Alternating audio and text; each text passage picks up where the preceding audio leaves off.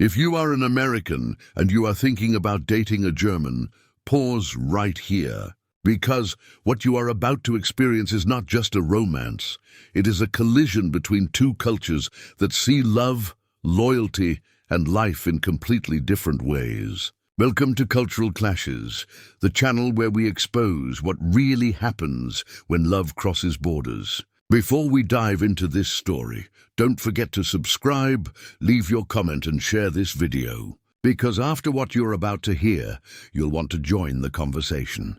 Dating Germans often looks attractive at first. Germans are seen as disciplined, efficient and confident.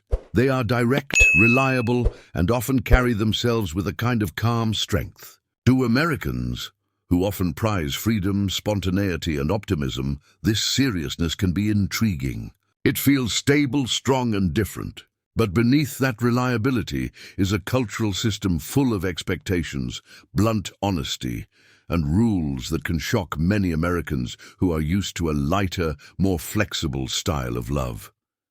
Let's imagine a couple. David, a 33-year-old American from Los Angeles, meets Anna, a 29-year-old German from Munich. At first, David is drawn to Anna's confidence and intelligence. She likes his openness, his humor, and his easygoing personality. Their first dates are charming, long conversations, laughter, and curiosity.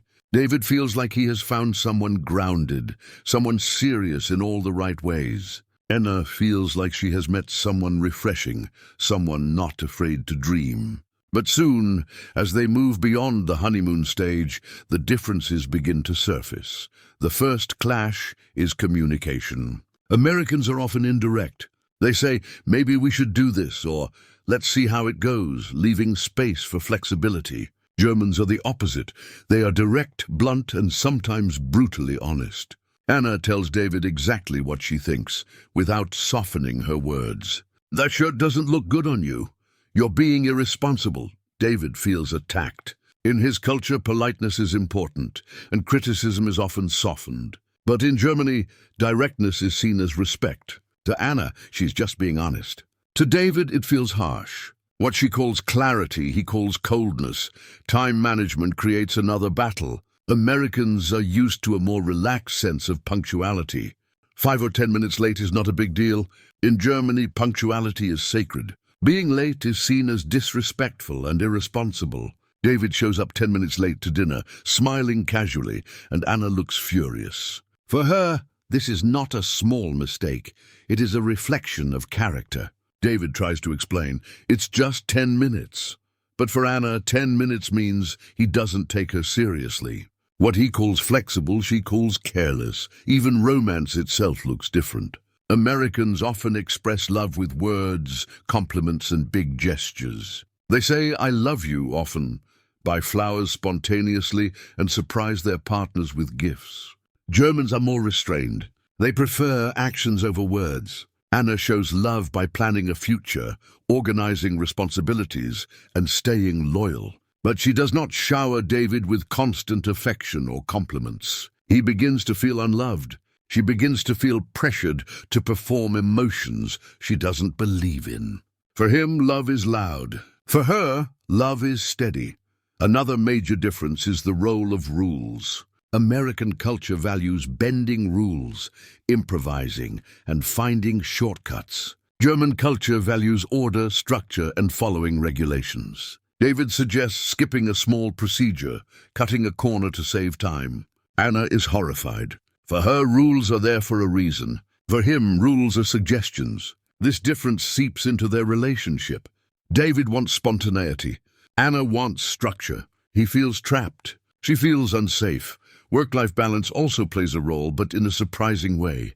Americans are stereotyped as workaholics, but in relationships, they often make space for personal life. Germans, while disciplined at work, are strict about boundaries. When Anna is off work, she doesn't want to discuss the office at all.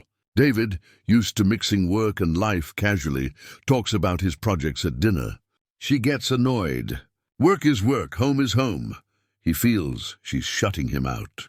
She feels he is crossing boundaries. Their rhythms don't align. Even humor becomes a source of conflict. David loves jokes, sarcasm, and playful teasing. Anna doesn't find sarcasm funny. German humor is often dry, precise, and situational. His constant joking feels immature to her. Her seriousness feels dull to him. He wanted someone who could laugh easily, but she laughs differently, rarely and carefully. For her, relationships are not about constant fun, but about stability. For him, stability without humor feels empty. Family dynamics create another cultural gap. In America, families may give opinions, but couples make their own decisions. In Germany, families are often less invasive than in many other cultures, but the expectations of independence are high. Anna's parents expect David to show maturity, stability, and clear future plans. When he tries to charm them with humor, they are unimpressed. They value responsibility over charm. Suddenly, David realizes that his American charisma is not enough. He needs to prove seriousness. Even small habits create tension. David leaves dishes in the sink, thinking it's fine to wash them later. Anna insists on cleaning immediately. To her, order in the home reflects respect and discipline. To him, it feels like unnecessary pressure. He calls it obsessive. She calls it hygiene. These daily battles pile up, each one a reminder of their different cultures. As weeks turn into months, the pattern becomes clear. David feels criticized, controlled, and suffocated. Anna feels disrespected, disappointed, and unsupported. The very qualities that attracted them, his lightness and her seriousness, now feel like weights pulling them apart. What once felt complementary now feels contradictory, and this is only the beginning. Because as their relationship deepens, the real cultural collisions about loyalty, independence, commitment, and the future will push them into even tougher battles. Love brought them together, but culture might tear them apart. Stay tuned, because in the next part, we will uncover how these cultural differences explode when Americans and Germans try to build a long-term future together. As time passes, the tension between David and Anna only grows stronger. They still care for each other, but the differences that once seemed charming now feel like daily battles. Each day becomes a test of patience, and every conversation reveals how far apart their worlds really are. One of the biggest conflicts is honesty. Germans value truth above comfort. Anna believes that telling the truth, no matter how harsh, is a sign of respect. If she thinks David is wrong, she tells him directly. If she thinks his idea is foolish, she says it without hesitation.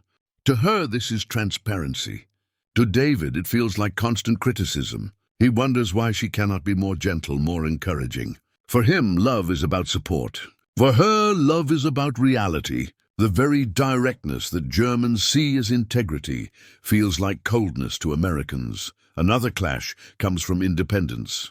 In America, couples often blend their lives, sharing time, hobbies, and friends. In Germany, independence is sacred. Anna expects David to have his own life, his own friends, and his own responsibilities. She doesn't want to spend every free moment together. For her, too much closeness feels suffocating. For David, too much distance feels like rejection. He accuses her of being cold. She accuses him of being needy. What he calls love, she calls dependence. Money also becomes a point of tension. Americans are used to a culture of generosity in dating, paying for dinner, buying gifts, surprising each other. Germans are more pragmatic. Bills are often split, expenses are tracked, and money is handled with practicality. When David insists on paying for everything, Anna feels uncomfortable, even disrespected. For her, equality means financial fairness. For him, generosity means love. When she suggests splitting the bill, he feels rejected. When he insists on paying, she feels infantilized. Neither can win. Even the way they argue is different. Americans often argue loudly, express emotions openly, and then reconcile quickly. Germans argue logically, methodically, and expect solutions, not just apologies. When David raises his voice, Anna feels disrespected. When Anna lists logical points like a debate, David feels unheard emotionally. He wants comfort. She wants solutions. Their fights leave both feeling more distant than before. Cultural expectations around marriage and the future also weigh heavily. In America, dating can last years without commitment. Couples often see where it goes. In Germany, dating is usually serious, practical, and oriented toward the future. Anna wants clear plans, where they will live, how they will share responsibilities, what their financial stability will look like. David hesitates. He wants to take things slowly, to enjoy the relationship without planning every detail. For her, his hesitation feels like immaturity. For him, her urgency feels like pressure. Even leisure becomes a battlefield. David wants spontaneous trips, parties, and casual fun.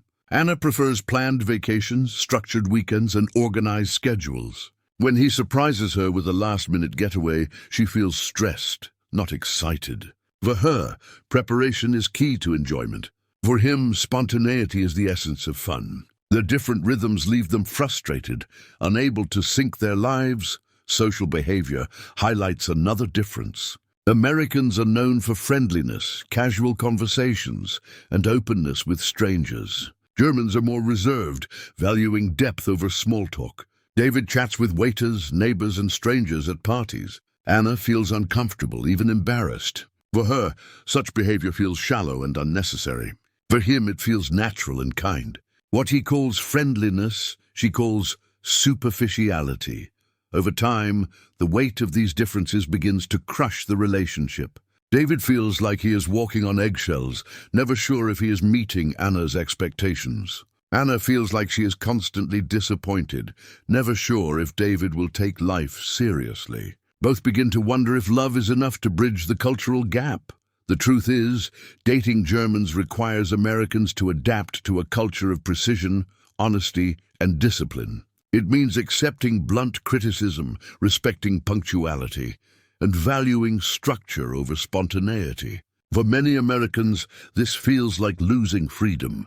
It feels heavy, rigid, and unforgiving. But for Germans, this is love. Love is respect. Love is responsibility. Love is planning for the future and showing seriousness in every action. For Americans, love is joy, spontaneity, and affection. Both are valid, but together they often clash more than they connect. This is why so many relationships between Americans and Germans start with fascination and end with frustration. At first, Americans are drawn to the reliability, the strength, and the honesty of Germans. But over time, they discover that what they admired can also feel suffocating. The very qualities that seem attractive at the beginning become the reasons for conflict. Does this mean Americans and Germans can never make it work? Not at all. Some couples succeed. They learn to respect each other's ways, to find balance between freedom and structure, between emotion and logic, between spontaneity and discipline. But this requires extraordinary patience and compromise. And the truth is, most people are not ready for that level of effort.